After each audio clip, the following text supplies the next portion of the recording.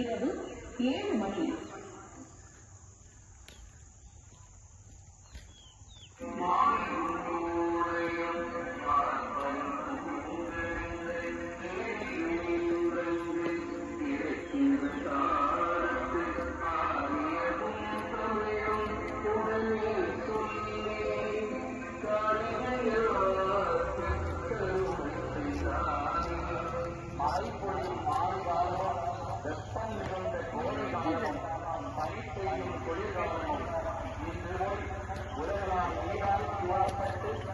எல்லாம் அழிந்து போகும் கோடை காலத்தில் ஈசன் உமாதேவிக்கு இந்த ஆகமங்களை உபதேசித்து அருளினான்.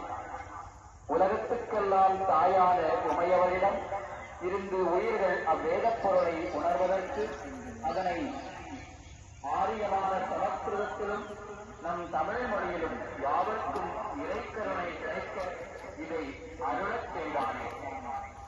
திருமூலர் அருளிய திருமந்திரம் பாடல் 65.